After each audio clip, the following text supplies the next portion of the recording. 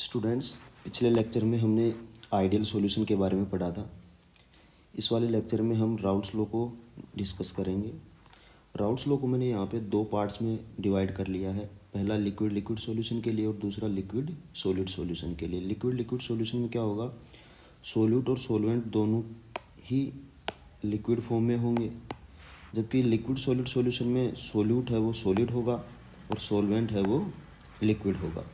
तो फर्स्ट वाले में देखो क्या होता है, according to this law the vapour pressure of the component in a solution is directly proportional to the mole fraction of that component. ठीक है, तो हम इसको यूँ लिख सकते हैं, कंपोनेंट ए का वेपर प्रेशर उसके मोल फ्रैक्शन के डायरेक्टली प्रोपोर्शनल है। कंपोनेंट बी का वेपर प्रेशर उसके मोल फ्रैक्शन के डायरेक्टली प्रोपोर्शनल है। जब प्रोपोर्शनलिटी का साइन हटाएंगे तो एक कांस्टेंट आएगा, और ये कांस्टेंट क्या है, पी ए नोट और पी बी नोट। और पी ए नोट और पी बी नोट क्या है, ये प्योर फॉर्म में वेपर प्रेशर है कंपोनेंट ए और कंपोनेंट बी के। अब जो सॉल्यूशन का जो टोटल वेपर प्रेशर आएगा वो दोनों वेपर प्रेशर का टोटल होगा। तो पी एस बराबर P A plus P B, और पी एस बराबर क्या हो जाएगा, ये पी ए और पी बी के मान हम यहाँ से यहाँ रख लेंगे। तो पी एस बराबर P A nought X A plus P B nought X B, ये हमारे पास में एक इक्वेशन आ जाएगी लिक्विड लिक्विड सॉल्यूशन के लिए। अब अगर सॉलिड लिक्विड सॉलिड है जो कि नॉन वोलेटाइल है, और सॉल्वेंट है वो लिक्विड है, तो ये वोलेटाइल होगा, इसकी वेपर बनेगी। इसकी वेपर नहीं बनेगी तो इसका जो वेपर प्रेशर है वो क्या हो जाएगा, जीरो। तो यहाँ पे क्या होता है, जो सॉल्यूशन का जो वेपर प्रेशर होता है ना, वो सॉल्वेंट के ही मोल फ्रैक्शन के डायरेक्टली प्रोपोर्शनल हो जाता है। तो here the vapour pressure of the solution is directly proportional to the mole fraction of solvent और वोलेटाइल कंपोनेंट। ठीक है, तो हम इसको यूँ लिख सकते हैं, सॉल्यूशन का vapour pressure directly proportional to mole fraction of solvent.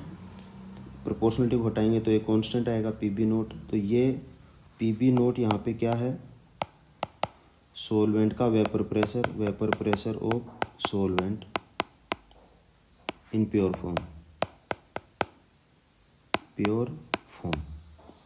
और एक्स भी क्या है, सॉल्वेंट के मोल फ्रैक्शन ऑफ सॉल्वेंट। ये वाला और ये वाला सेम ही है, सिर्फ ये वाला जो पार्ट है ये हमने जीरो कर लिया यहाँ पे। क्यों, क्योंकि पी ए नोट की वैल्यू क्या है, जीरो, क्योंकि ये सॉलिड है, इसकी वेपर नहीं बनेगी इस कारण। इसी नियम को थोड़ा सा और मॉडिफाई करके मैं लिख सकता हूँ, आगे लिखते हैं, एक यहाँ जगह नहीं है। अकॉर्डिंग टू दिस लॉ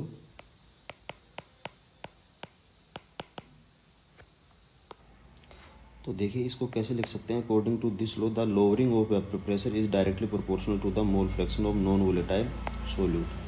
ये जो हमने ये जो वाला जो पढ़ा है ना, इसी का बता रहा हूँ आपको मैं दूसरा तरीका लिखने का, कि देखिए यहाँ पे जो प्योर सॉल्वेंट है ना, उसका वेपर प्रेशर मैं एक बार क्या मान लेता हूँ, पी नोट मान लेता हूँ।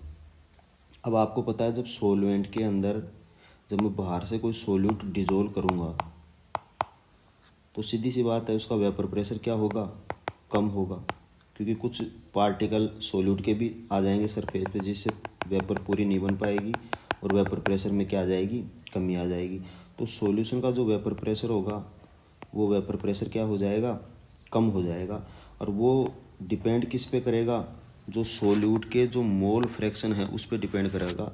जितने ज़्यादा मोल फ्रैक्शन होंगे सॉल्यूट के, वेपर प्रेशर में जो लोअरिंग होगी सॉल्यूशन की वो उतनी ही क्या होगी, कम होगी। तो यहाँ पे इसके मोल फ्रैक्शन आ जाएंगे किसके, सॉल्यूट के। इसको मैं लिख लेता हूँ delta P is proportional to X. तो देखो लोअरिंग ऑफ वेपर प्रेशर, ये है lowering of vapour pressure, lowering of vapour pressure is directly proportional to the mole fraction of solute, directly proportional to the mole fraction of solute जितना ज़्यादा होगा vapour pressure में lowering उतनी ही ज़्यादा होगी। तो ये एक है दोनों नियम वैसे सेम ही है, थोड़ा सा डिफरेंस है दोनों के अंदर, वो हमें याद रखना है, बाकी और कोई इसमें विशेष नहीं है। और ये वाला जो पी एस है इसका मान हमने पीछे निकाल ही लिया था, पी एस बराबर P B nought X P.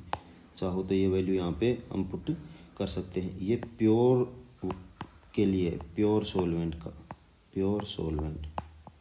का वेपर प्रेशर, सोल्यूट मिलाने के बाद में वेपर प्रेशर ये हो जाता है। अब आगे देखिए,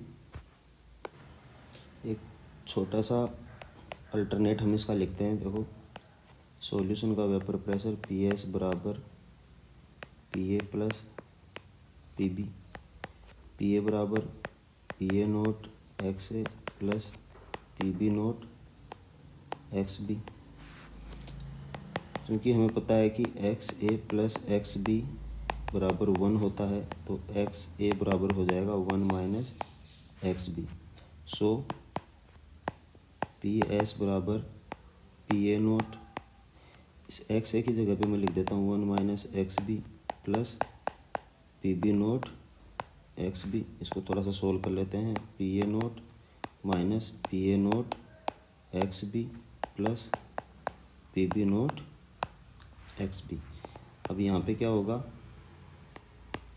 पी ए नोट, यहाँ से हम कॉमन ले लेंगे एक्स बी को, कॉमन ले लेंगे तो यहाँ पे क्या आ जाएगा, P A nought minus P B nought, या मैं इसको यूँ भी लिख ले सकता हूँ, P A nought plus X B P B nought minus P A nought, एक ही बात है। तो ये हमें थोड़ा सा ध्यान रखना है, कई बार न्यूमेरिकल वगैरह आते हैं तो उनमें ज़रूरत पड़ जाती है, बाकी ऐसा कोई विशेष इसमें कुछ नहीं है। अब है graphical representation of Raoult's law. तो ग्राफिकल रिप्रेजेंटेशन